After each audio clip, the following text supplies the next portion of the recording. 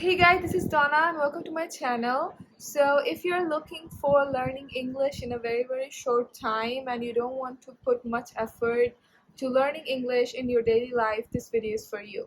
We all are working on some kind of goals that we want to achieve or we want to succeed in something. And whether our goal will be succeeded or whether we will achieve something that we have been wanting to achieve kind of depends on the process, which is in our hands, by the way. If the process is good, if the process is something that we're following every single day and we designed in a way that we can achieve our goal in a certain time, the probability of getting succeeded in that certain thing gets very high. So many of us, especially if you're watching this video, you may be, wanting to learn English. So many of us really wants to learn English or any other language, but sometimes we don't really have the time to be consistent in learning English or really put aside the time to learn anything particularly, whether it's learning English or some other language. So it's really important that we design our day in a way that we have, small chunks of time that we are dedicating toward the things that we want to be learning, because even if you're a student, you're very busy with education is hard. We take a lot of time to complete our studies and assignments, and then we have exams and all of that. And then if you have a job, you must be very kind of hooked up with your job and all of that. So we don't really have the time in most cases to keep aside for anything learning. It can be any kind of skill development or English. But today I'm going to be talking about three very effortless habits that you can incorporate in your daily life, which need a very small chunk of time of your daily life.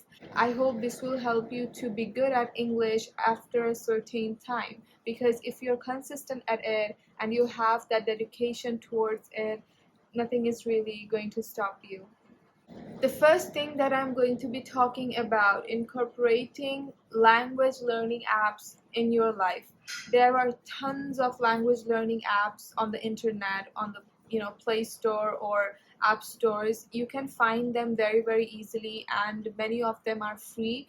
The most popular one, and I hope the people who are trying to learn languages know about this, is Duolingo. Duolingo is a very popular language learning app, and this app is something that I have been using for a very long time.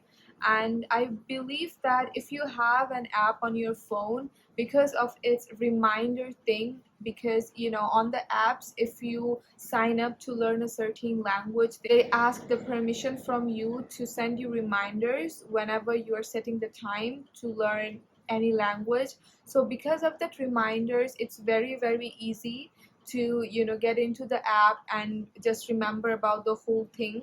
So I believe that if you have these apps, first of all, it's designed in a way where you can start as a beginner, you can start as an intermediate level student, or even an expert level student. So it kind of designs the lesson in a way that is totally going to make your journey of learning very easy. The lessons there, whenever you're making mistakes, they make you solve that problem again and again when you're making mistakes. So unless you're getting it right and unless you're totally clear about the topic, you cannot really move on to any other topic. So that's also something that's very good in case of learning, because when we are reading a book or when we are writing down something, we may forget something, or maybe we are not really getting it in the right way, and we really leave it, we just don't look back at it. But in this app, they just make you go through it until you're perfect in a lesson.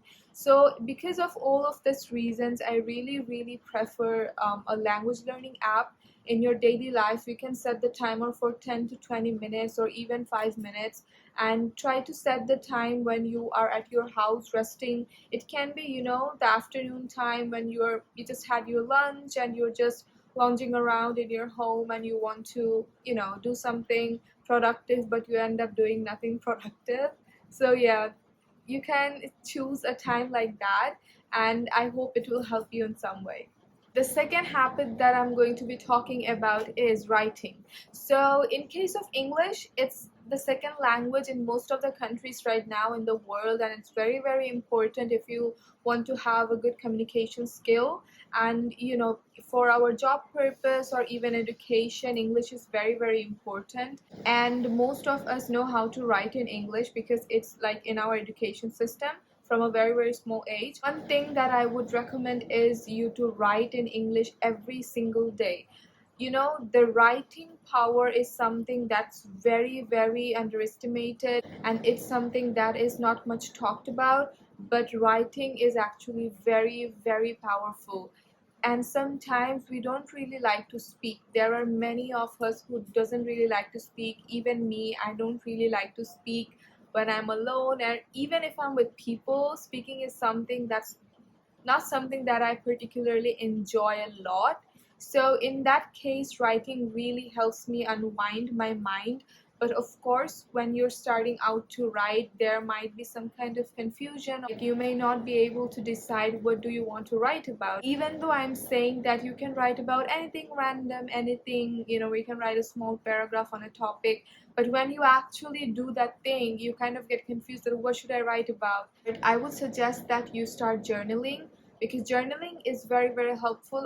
I believe that all of you are very, very aware of mental health, and you all are very, very conscious about your own mental health. To keep our mental health healthy and to be good mentally, journaling is a very, very helpful thing. Being a student or growing up, we are confused about a lot of things in our life. We don't really understand our feelings. We are very, very confused about our emotions and all of that. In that case, journaling really, really helps.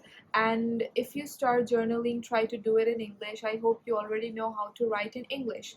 So whenever you are journaling, it's easier to come up with something, because journaling is all about you. You're writing down about your feelings, your thoughts, whatever you felt today, whatever you did today. Do you want to do something? We generally do this small stuff like journaling, writing down our to-do list, and all of this. So try to do all of this in English, because this is something that you're going to do on a regular basis. And if you do in English, you're going to be very, very aware of the words, of the phrase, and you will try to know more and more words that's kind of incorporated in your life, and the feelings that you're feeling. It kind of will make you learn more and also practice. So try to do all of this small writing in your daily life in English. I hope this is going to help you to learn in a better way without even realizing that you're actually learning. The third habit that I want you to incorporate in your life is making your entertainment English. So it's kind of like, I hope you already understood what I'm trying to tell, that whatever entertainment you are consuming from the digital medias, try to consume it in English. Even if you're watching, dramas or movies in any other language, try to have English subtitles, than your own language subtitles, because reading the English subtitles really, really help to learn a lot of new words and also understand the sentence structure and also the grammatical rules. And it's overall really, really good. Overall, reading books in English is also going to help you, but I believe that many of us is not really dedicated when it comes to reading English books every single day. But we are very, very interested to consume media, watch movies and dramas. It's kind of easy for us and we find it fun. I believe that every one of us are consuming some kind of media, looking up to some kind of digital content for 1 to 2 hours every single day. So whatever you're doing for that 1 hour or 2 hours, try to do it in English. If you're watching a movie, watch an English movie. Even if you're watching the movie in your language or even any other language, try to watch it in English.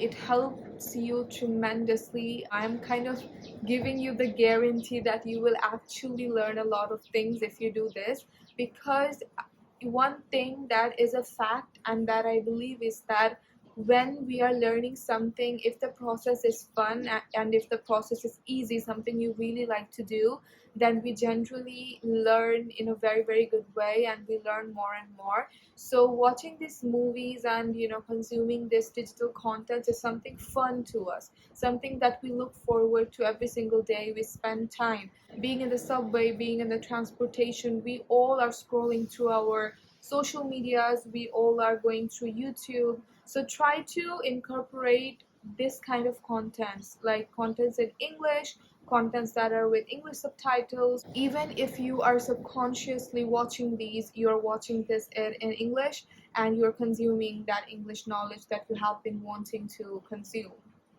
So this is it for the video. I hope you enjoyed the video, and all I want to say is that it's not necessary that you are learning something in the hard way. It's absolutely not necessary. It's something that we have been tricked into to thinking, but actually the truth is that the more easier the process is, the more easy and fun everything is in that process. It's easier to learn, and the learning sessions are more effective than learning in the hard way. And also the process is something that you can design. The process is something that's in your hands.